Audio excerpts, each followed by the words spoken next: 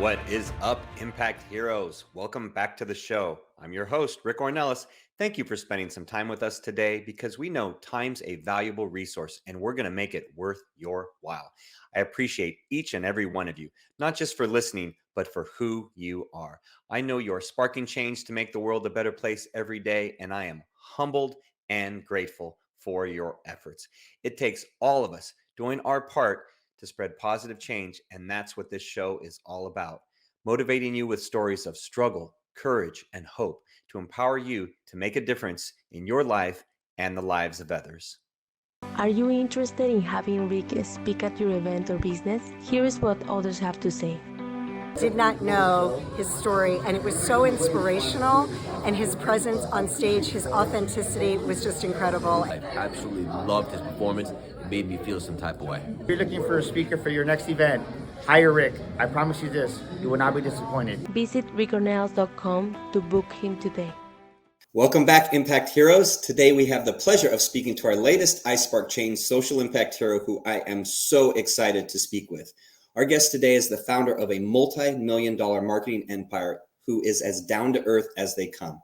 She has a radiance and beauty that embodies a unique combination of energy, motivation, inspiration, charisma, and business success. That's a rare combination. She's been through the struggles and adversity of business and knows that authenticity and the power of removing limiting beliefs is one of the keys to success. She's a value-based and high-energy keynote speaker, online marketing expert, entrepreneur, and host of the top-ranked podcast, Online Marketing Made Easy. She's a humble and empathetic servant leader who genuinely wants to help others by empowering them with her inner confidence that radiates to anyone she encounters. I've felt it myself. Please welcome the woman who never stopped believing in herself, the one and only Amy Porterfield. Hello. Amy, welcome to the show. Wow, that was maybe the best intro I've ever received, and I mean that. So thanks for having me. Well, my pleasure. I get a kick out of doing that because I want to, I truly want to make you feel as special as I feel that you are. And I feel it. Thank you. Well, awesome. And what I've noticed is that a lot of my guests, they want to shy away from that. And I'd sense, there's probably some of that for you as well. Yes.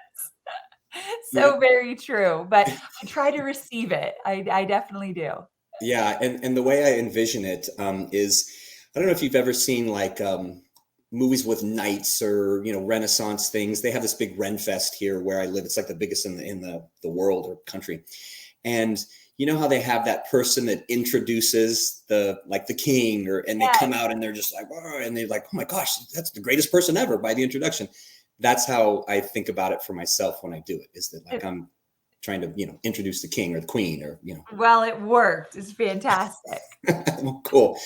So, thank you for being on the show, as a social impact hero. We're going to dive into what that means for you and what that means for us and, why I asked you to be on the show. But, the biggest thing and the shortest definition is that we see you as someone who is spreading positive change in the world because your actions have a positive effect on humanity and on others.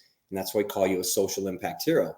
Now, our definition is actually an acronym, which we'll kind of get to throughout the show. Don't want to share it with you just yet. But my question for you, Amy, is do you see yourself as a hero?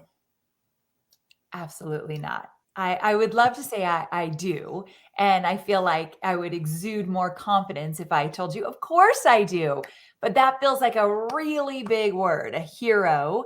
I always say, if I could just be a small part of my students' journey to success, I have done my job because I know how much it takes on the back end. I could teach you all the strategies and the tips and webinars and digital courses and email marketing all day long. But at the end of the day, if you do not turn inward and really believe in yourself and really work on your mindset to keep moving forward, all my strategies do not mean anything. And that is something I've absolutely learned along the way. And so that's why I feel like I'm a small part of my students' journey, but I feel very fortunate to be a part of that journey. Yeah, and that's that radiance and inner confidence that I shared in the intro. That I can feel it right now as you're speaking. I can feel that authenticity and that genuine desire to serve others and help others, which is what I'm all about and what we're all about for this show. So that's So that's why you're a hero, whether you believe it or not, or feel it or not. I think I'll convince you by the end, because once I start going through the acronym, I will tell you this: 95% of the people that I have on this show they say, "Oh no, I'm not a hero." I wondered. I thought, am I going to be different, or does everyone feel the same way? So that's good to know. Yeah, that's good to know. But I will say this: by the end, I basically have 100% convinced that they are a hero. We'll see. In some capacity. So, I'll take the challenge with you. So on our podcast, we talk about our stories are what connect us all.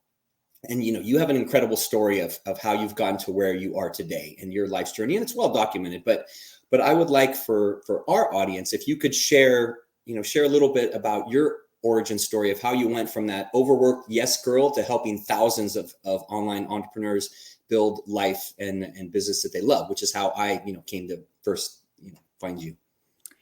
Yes. So I always say, like you said, I'm an ex-corporate girl, a yes girl, anything you want, I'll do kind of mentality when I was in the corporate world. So my last big corporate job was with Tony Robbins. I was the director of content development, which means I got to travel the world and work on the content that Tony does on stage, like Unleash the Power Within and Date with Destiny. And it was an incredible experience, to say the least. I wouldn't change it for the world. But there was this one meeting that happened when I worked in the San Diego headquarters, where Tony had brought in a bunch of internet marketers. They were all men, and they sat at this big oak table. And this is very humbling. I was brought in to take notes. And so I sat at the side table, and the guys went around and Tony asked them about their businesses and what it looks like, because he was getting more into the online space. And so each of the guys went around and talked about their businesses. But all I heard was freedom. I heard financial freedom, lifestyle freedom, location freedom. I knew they were calling the shots. They were in charge of their lives. And in that moment, for the first time ever, I thought, I am not in charge of my life. I have always worked for somebody else. I have always had a boss. And in that moment, I thought, I've got to change something. I want what these guys have. Now, all of them had digital courses in all different areas, from dating to real estate to investing and everything in between. I didn't know a lot about digital courses, but I knew it could be a way for me to get my expertise out into the world. So that was the meeting that I thought there might be a whole different life waiting for me, but I had no idea how to go for it. And so it was a good year until I took the leap into building my own business. But that was the moment that I realized I want more freedom and I've got to figure this out. So now fast forward 13 years later, and I teach entrepreneurs and budding entrepreneurs how to take their expertise and their knowledge and their know-how and turn that into a digital course that they can launch over and over and over again. So that's what I do in my business today. Yeah. And I'd say, like I said, I've seen it firsthand. I got to meet you in person in New York City at an event in May.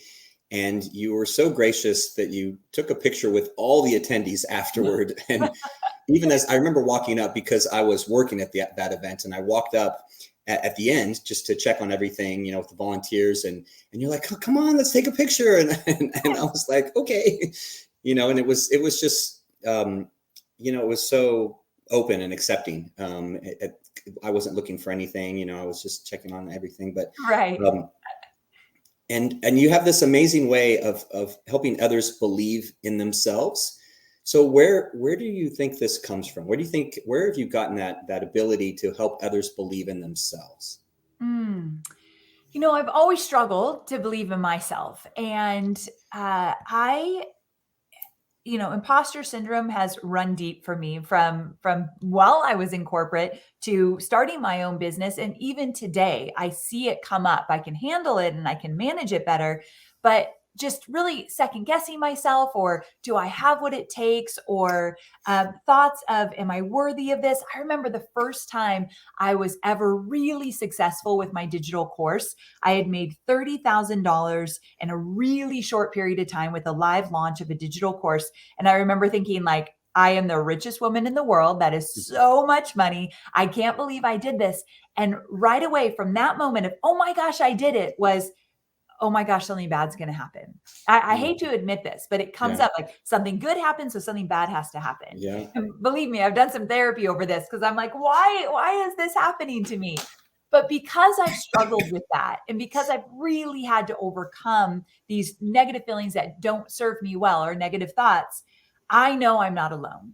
And so, because I've been able to manage my mindset, because I've been able to say, I'm second guessing myself, but I'm going to do it anyway, because I've been able to really know why I'm doing what I'm doing and going after it, I know I could help other people do that, but with compassion, knowing that they too are struggling with their mindset, knowing they too don't feel worthy or always up to the challenge every single day. So I figure if I feel it and I can overcome it, I know I can help other people do that. So it really comes from my own personal insecurities that I've had to manage and work through a lot.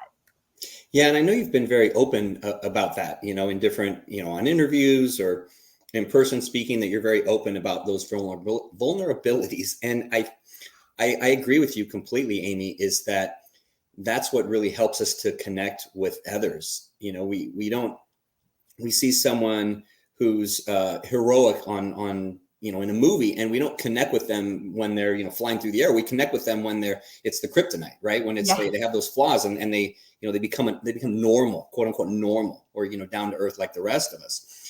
And yeah, I think I would term that as one of your superpowers, is that your vulnerability is your superpower, and that's how you open up to others, and that's how you get them to open up, which is where they can do the hard work to become better.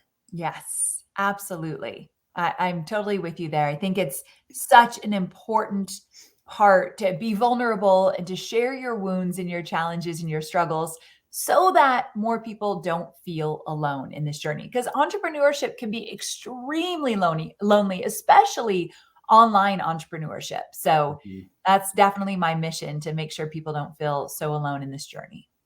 So you talk about, the loneliness of the journey and going through the journey itself, right? And you've had a long journey, for 13 years, or even, going back before that. Yeah. With your current purpose of helping entrepreneurs with their online marketing and everything, and your podcast and all the stuff that you do, how has your purpose really changed over the years? What would you define like as at the heart of your purpose for, why you do what you do? So when I was still at Tony Robbins and wanted to go out on my own and be an entrepreneur and start my own business, my purpose, or my why, was absolutely selfish. And I tell my students, if your why or purpose starts out selfish, that's okay, because something's got to get you moving forward. And so it was about that freedom. I didn't want a boss. I didn't want to be told what to do, when to do, how to do it. I wanted to call the shots. And that was really what kept me forward. Like when I got knocked to the ground in my first 2 years of being an entrepreneur, my why would pick me up and push me back out there, because I knew I wanted to call the shots. But it has morphed so dramatically over the last 13 years. And today I can honestly say, when I get up in the morning, I am thinking about that person that's working a 9-to-5 job, or in a cubicle, or doing something to make money that is not lighting them up, does not excite them, does not make them feel good. I'm thinking about the women who hit the glass ceiling. I'm thinking about the people that don't even realize there's a whole other world out there for them. And they literally are the reason why I do what I do. When I was introduced to online marketing and building a business online, I didn't even realize there's this whole world out there that I got to explore. And I know there's people in a 9-to-5 job that don't even realize this is possible for them. So my purpose is to get out in front of them, to show them what's possible. And I always say, I'll go first. I never teach what I don't do or what I don't know personally. So it's important that I do this stuff in my business and then report back and show my audience what's possible. So my purpose are the people now that don't even realize there's a whole other world waiting for them. And so that brings us to the H of heroes, that you honor your purpose. So I would say you are honoring your purpose, completely, 100%. Thank you. And I would echo, what I'm hearing and everything you're saying, Amy, is the people that you're serving now, those were all you at one point or another in your past, right? Every single one of those you described. Yes. For sure. And that's what makes it, I mean, dare I say the word easy, but makes it so easy for me to relate to those that I serve. I know every insecurity they feel, every doubt, every obstacle. I feel as though I was up against it, or I still am up against it at times. So I really can relate to the person I serve. Yeah, for sure. And that brings us to the E, which is engages their audience in their mission. And I mean, I don't know what the numbers are. I've read 250,000 online entrepreneurs. I mean, maybe it's more now, but you're guiding them through that journey that you've been on, right? You're not asking them to do anything that you haven't done yourself. And in turn, that is engaging them in your mission so they can fulfill their own mission and their own purpose. Yes.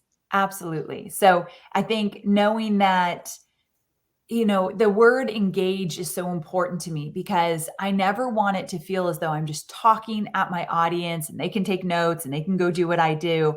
But if I'm not having that back and forth, it really stunts my growth and my ability to serve because I'm not hearing the feedback.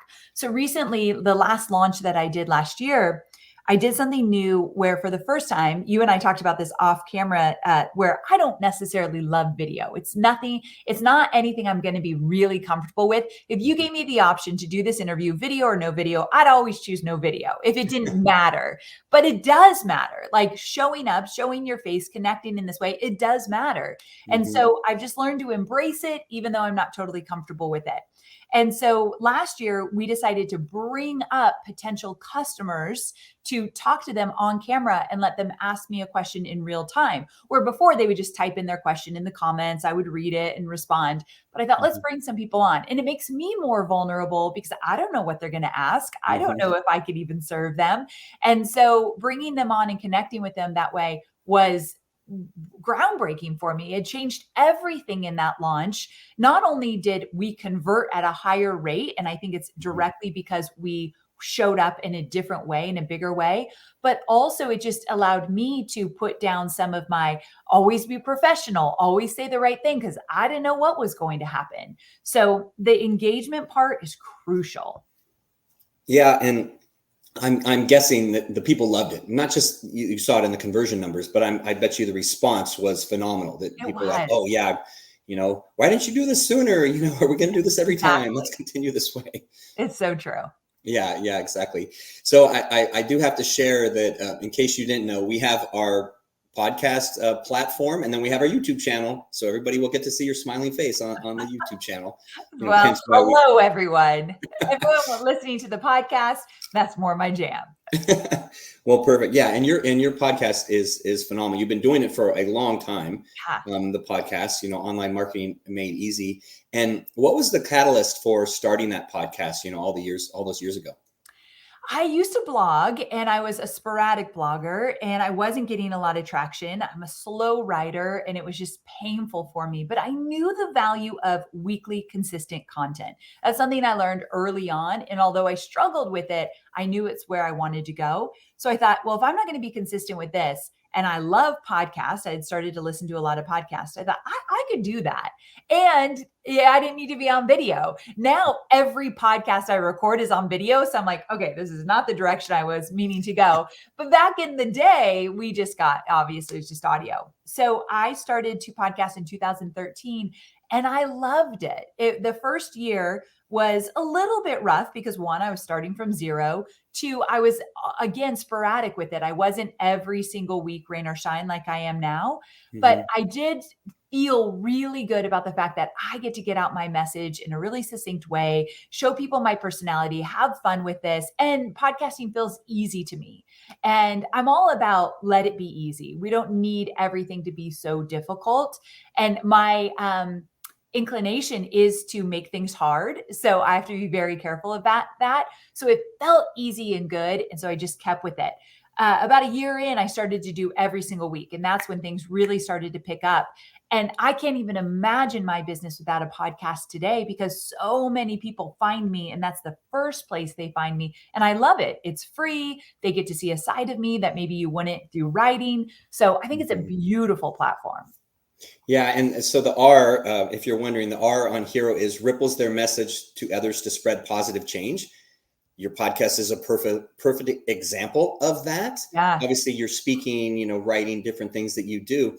Is that I'm guessing that's your favorite medium for, Absolutely. rippling that message out there? Yes, for sure. We used to do 1 day a week, every Thursday. And then we said, you know what, let's add like a shorter one on Tuesday where I can do a little bit more of the mindset. Because as I started in the beginning saying, I'm not a hero, because so much about being an entrepreneur is what you think and feel. And so I like to address that on the podcast as well, different things that I've struggled with and how I've navigated. And then Wednesday, we started podcasting on Wednesday, doing Wisdom Wednesday, and taking little pieces from the podcast that really hit with people and repurposing them. So we do it now 3 times a week. And if you would have told me years ago I would do it 3 times a week, I'd be like, no way, that's too much. But when it works and when it feels right, I feel like we should build off that. So that was one area that I thought we could scale this because this feels right for us. So we did. Yeah. So I want to touch on 2 things that you said with regards to the podcast.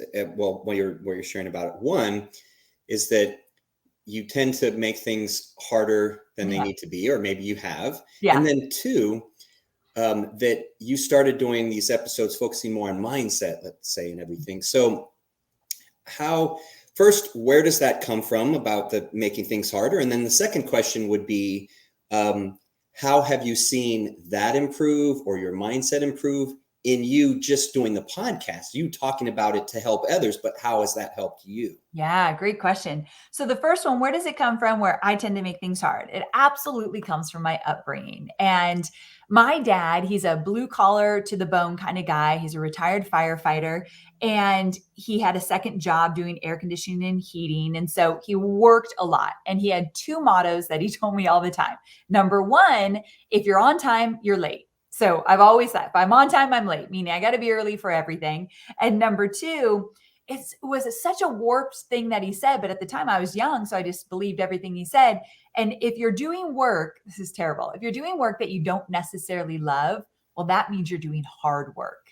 Like, you're working hard.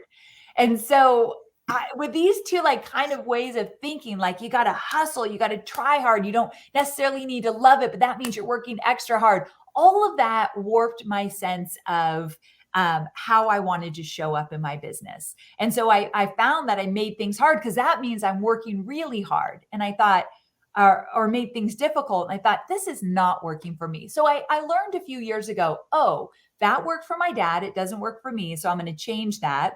I got out of the hustle mentality. I started to find joy in what I was doing. And I said no to the things that I didn't love. So I actually had to change how I was doing business, which was a beautiful thing because I think my business started to skyrocket around that time. So funny how that works. But the other thing, let's see, it was where that mentality, with a mindset. So when I started to teach mindset on Tuesdays on my podcast, I really did it for me as well. I deal with depression and anxiety. I have since I was really young, and it's something that I have to be very mindful of. And so for me to address the struggles that I have up in my head and talk about them helps me realize, okay, I can overcome this. I can work through this. So it's like my own little mini therapy session, but also I know I'm not alone. And I know that that message could reach someone who might not have to go through what I went through to get to where I am. And so that has helped me immensely. You're right. The Mindset Tuesdays are just as much for me as they are for my audience. Yeah, and I found that myself, Amy. I can definitely resonate with that because as I went down my own journey with creating iSpark Change, and then the podcast and writing and everything, it almost seems selfish, but it's so much, I get so much benefit out of all of it. Totally.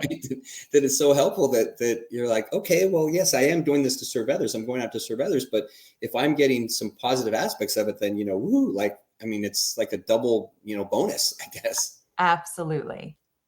Yeah. So in your story, you talk about your dad, and I've read that you say, you had like an all-American, kind of childhood in Orange County, California, where I've lived myself. And obviously there's impacts of our upbringing that, have effects on us younger, and then, some for a lifetime. What would you say the biggest impact that your childhood had on you that, still impacts you to this day? Okay, so right when you said that, I knew exactly what it was. When I was really young, my dad, so like I said, he was a firefighter and he worked a second job. And so he was not his own boss. But for some reason, I have a sister, she's 2 years older, and he always used to say to us, find a way to be your own boss. And I was really little. Like I remember vividly playing Barbies on the floor of our living room with my sister. And my dad would say, when you get bigger, find a way to be your own boss. And so I thought nothing of that. And then when I had become my own boss, it was like, oh my gosh, took me back there like it was yesterday. He's always been saying this. And so I asked him, Dad, you were never your own boss. Why would you instill that in Tracy and I, my sister? And he said, I just knew what it would do for your lifestyle. I knew the freedom that calling the shots, and it protects you. Like I can never be fired. I could be canceled, unfortunately, and things can happen in my business. And I understand that, but nobody could ever say, I'm taking your job away from you. And that is incredibly powerful. Also, my dad was never home. And so he worked his life away, and he did it to provide for our family. So I don't feel resentful about it, but it is sad that I didn't have a connection with him, like let's say I had with my mom. So he saw how valuable it would be to be his own boss, even though he wasn't. And it was a message I had heard since I was really little. Thank you for sharing that, because I think that's so important that, and we'll talk about a spark moment, which is a term that we've coined for the show. But I think that's a good example, of a spark moment where you never know that some small words at that point in time that you didn't know what the impact was going to be. But here you are, working for yourself, having all this success, impacting, hundreds of thousands of people. That all started with that little seed planted, from your dad all those years ago. So yeah, it's beautiful. Cause I on the podcast, we talk about our life stories are what connect us all in our beautiful flawsomeness, the flaws and the awesomeness. And that's, I think you represent that well. Cause you're not afraid to talk about, what some may term as a flaw, or what you might have, termed as a flaw. And I think that, that really allows others to resonate with your story, and it resonates with me too. I love that. So I've heard you say that you don't change what you don't care about. Mm-hmm. And I'd like you to share with our audience what that really means to you, or how you would direct someone if they're looking to change. Yes. So you don't change what you don't care about. I think it comes down to getting really clear about what you want and what's most important to you. I did this really fun exercise earlier this year with my friend Mel Robbins. She got a bunch of us on a group text, and she was experimenting with an idea she had, and she wanted to try it out with us. And so she had us write down every single day for 30 days or more, I think it was, but you write down 5 things that you want every single day. It could be the same thing, but I think the point of it was to get a little creative and mix it up throughout the days. And it was so difficult for me to write down the 5 things that I want. Day 1, yeah, I could do that. Day 2, to switch it up a little, I couldn't think of anything else. Day 3, I was really struggling. And I thought, Amy, how do you not know what you want? But I realized that unless you take the time and really think about it and allow yourself to dream, allow yourself to go big here, that if you're not clear about what you want, then you absolutely are not creating a life to get that. And so if I'm not sure what I care about, what's most important to me, what is on my dream list, what is my goal, what are my goals personally, professionally? I always have professional goals. Personal goals, not always. And so if I'm not really clear, I will not move toward that. And if I don't know what I care about, what I want, I'm not going to change myself to get there. So it's so important to get in tune with what you truly want and then go after it. And if you need to change something to get there, you got to be willing to do so. Yeah. And that's how, I further heard you say, that's how you aggressively curate a life for yourself that feels good, the life that you want. The life that you want. That's something I learned from Tony Robbins. He used to always say, to create a life by your own design. And that by your own design really hit with me. And that's when I realized, I get to create this. Like I read somewhere, I was reading a book the other day, and it was something along the lines of, you are the only person in charge of creating the life that you want, you and only you. And that felt so big and scary and also wonderful because it's 100% up to me. And so that really hit hard. Yeah, and I think a lot of people, they don't realize how in control they are. They place control with everyone else, with the government, with the environment, with society and their parents, or just everywhere but inside here. And I was that person for a long time. And it wasn't until, I went through some personal development, and I remember, seeing, people like Tony Robbins, years ago, and it having a small impact, but since I've immersed myself in that and been working on it and coaching and helping others for the past 7 years, that's where you realize, yeah, you are in control. You have the reins, right? You just have to guide, curate that life that you want. You can create it. Absolutely. And that is giving yourself that agency. It's so powerful. And so, yeah, it's definitely part of my entrepreneurial journey to really own that. Yeah. So thank you. Thank you very much for sharing. And you probably didn't realize this because I didn't give you this one beforehand, but you've done the O for hero. You've opened your heart to the world, which you do that on your podcast, and you're speaking and everything, but you've done that here today. You've been authentic and vulnerable and sharing that deep connection with the audience. So I know my audience will appreciate that. And I definitely appreciate that. Now I want to touch on something that you did last year that I think is where you really opened up to the world. And that was in that limited podcast you did, Talking Body. Yeah. That, I had the pleasure of listening to that. And, I'm a male, I know it's about women, but I have 3 daughters and grew up with 4 sisters. And so I'd like to think that, compared to most males, I have maybe this much more of a understanding of women. Yes. I don't know. You have to ask my wife of I 26 think you're years. right.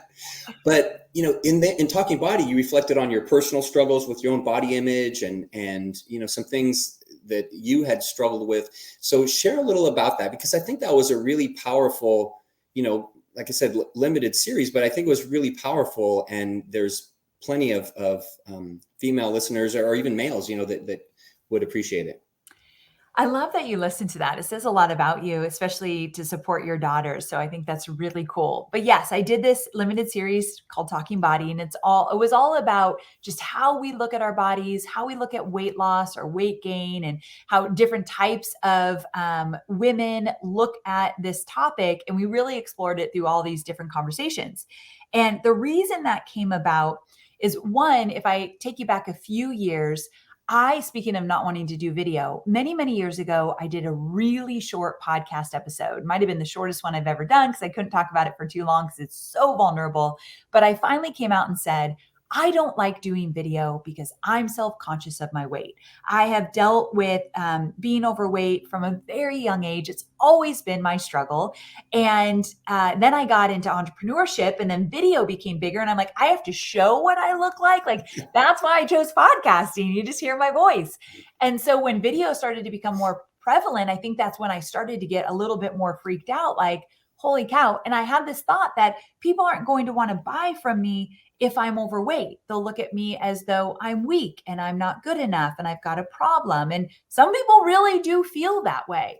And so I got all crazy in my head about that. And then I thought, I need to just vocalize this, because when you say something out loud, for some reason, for at least some of us, it feels more true. It feels like my truth, in that I actually shared it to take it off my shoulders. So again, I did that probably just as much for me as I did it for my audience. But I actually said, I don't like doing video because I feel self-conscious. Here's what it looks like. I'm an emotional eater, all this stuff. And then I stopped the podcast. And it's so bizarre, because when I meet people today, and this was years ago I did that, they'll say, I love your podcast. My favorite episode is the one you did on your weight. And I'm like, what? I talk about webinars and digital courses and email marketing all day long. And that's the episode, but that's human. That's the human connection right there. Maybe they don't deal with weight, but they deal with something else they're insecure about. And they connected with me over it. So fast forward to a couple years ago when I did Talking Body, I was in a car with Rachel Hollis. It was many years ago. And I was telling her, I just feel as though I can't grow my business bigger because I've got this huge setback of my weight. She's like, what? That sounded bizarre to her. She's like, let's start a podcast. It could be your podcast. It was on her platform. Let's talk about it. And so I did, and it brought to light all these insecurities, but also how I was dealing with them.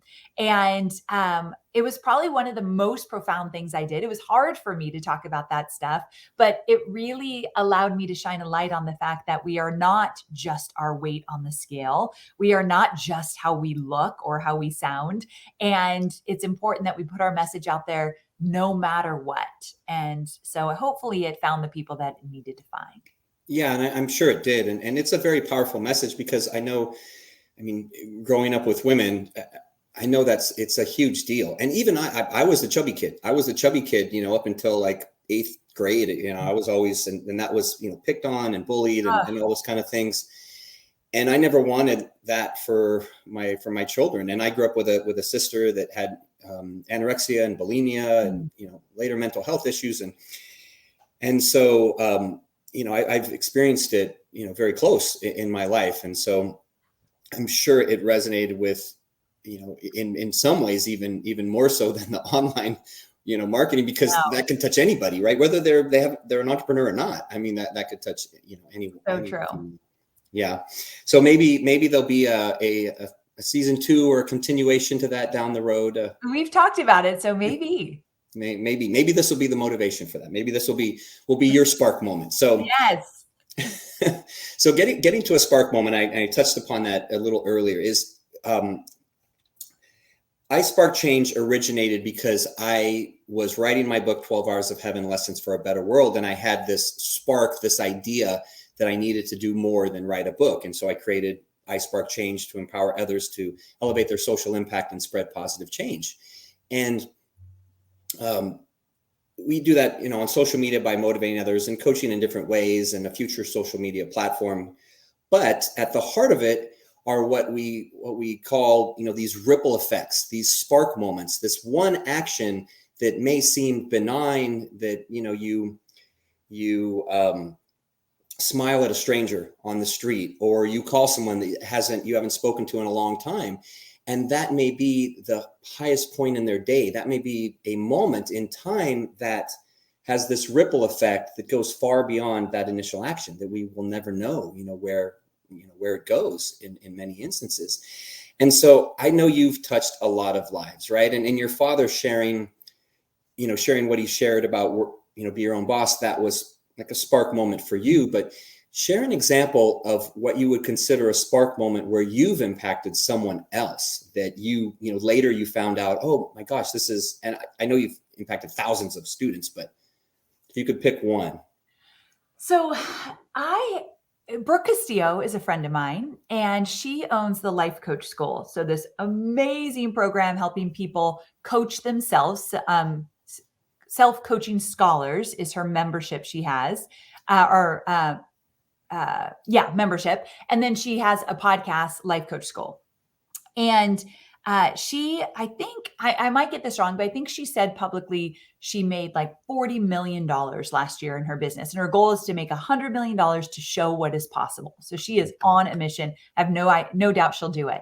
But she shared something publicly that blew my mind, where she said, Amy Porterfield was on a podcast sharing how much money she had made in a launch. And maybe, I don't know, that launch might have been a few $1 million that I made in a launch. I was talking about how I made it. And she said, I heard that. And I thought, if she could do it, then I can do it. Like at that point, she had not even made $1 million in her business. Mm-hmm. And she realized, holy cow, like this is absolutely possible. And so it's almost like, gave her permission to go and do it yourself. And now she's like blown me out of the water. I didn't make $40 million last year. And so to hear that from someone I admire, I had no idea that sparked her, but it did. And it's funny because I tend not to share the numbers as much anymore because people feel as though they have opinions about my personal life and my business now that they know how much money I make. And I didn't like that. So I told Brooke, I said, I don't even share numbers like that anymore. She's like, please do. Women need to talk about how much money we make and what is possible, so other women will see that they can do it as well. So it really gave me a shift in how I think as well. But to hear that she found inspiration in me, it was such a beautiful thing. Yeah, it's a great example because it's not the typical example that I may hear on the podcast, and it shows the power of our words, and it shows the power of our intentions, and how you're just recording the show. You're just recording Yeah. the show, and it has that impact. And I think of the 4-minute mile, for example. Until someone broke that, nobody ever thought it was possible, and then all of a sudden there's like thousands of people that break that once the one person did, right? Or there's all sorts of benchmarks in sports that can allude to this, but and now she's gone on to grow and have great success. So Yes. beautiful spark moment. So thank you for sharing. So speaking of launches, I understand that you have a launch for your Digital Course Academy coming up this week, actually. Yes, it just so happened that this landed on the time that we opened enrollment for Digital Course Academy. It's my program where I teach people how to create a digital course from scratch and then teach them how to market it online so they could sell it over and over again. I believe that everybody has a digital course in them. If you've gotten results for yourself or for somebody else, a customer, a client, a family friend, and you're willing to teach how you got those results, you, my friend, have a digital course in you. So I teach people how to bring it to life from scratch and get it out into the world so that they have consistent revenue. So doors are open. I only offer it once a year, and I'm really excited this year. It's brand new. I re-recorded the entire thing to make it more relevant and easier to get through so that they can get their course up and running. So you went out and you re-recorded all those videos because it would serve people. So good. Yes. Oh my gosh. It was a lot of work, but I thought it's time for a refresh. I want to add some new stuff in here. So we did it.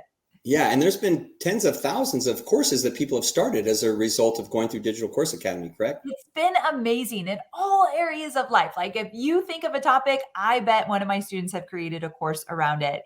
And the thing is, some of my students will come in and they'll say, Amy, I want to create a course on dog training, but it's been done before by hundreds of people. And I always say that does not matter. Everything you're going to create has been done before. There are no original ideas, but nobody is just like you. No one's going to teach it like you, share the experiences and the stories and the lessons you've learned along the way. So there is room for everybody. Yeah, absolutely. And I would say, while I personally haven't gone through the course, I am familiar with it. And many people that I coach have started their courses through your Digital Course Academy. So they've I love that. It's my favorite thing I do. So thanks for asking. Yeah, my pleasure. So before we get to our final question is, I know our audience will want to learn more about you. So other than, learning about Digital Course Academy, how can they connect with you? Where can they learn more about everything you're doing? I think the best place to start, and thank you for asking, is Online Marketing Made Easy. So it's my podcast. And like I said, Tuesday, Wednesday, Thursday, you can get some entrepreneurial goodness. So go take a listen. Perfect. All right. That's a great place. And like I said, I have listened to it, and it is an excellent podcast. You will learn a ton, whether it's for online marketing or the mindset stuff or, anything like that, you will learn a lot. Thank you. So our final question, Amy, is one that is, very near and dear to my heart. And I'm really looking forward to your answer, because our goal at iSpark Change is to impact 1 billion people, that's with a B, in the next 5 years through our community and our work. And I know that we can't do that alone at iSpark Change. We need the help of social impact leaders, heroes like yourself, that are helping others to become the best versions of themselves. And I think a hero does that in their work. And I think we've demonstrated today that you clearly are a hero, because you do fit that mold.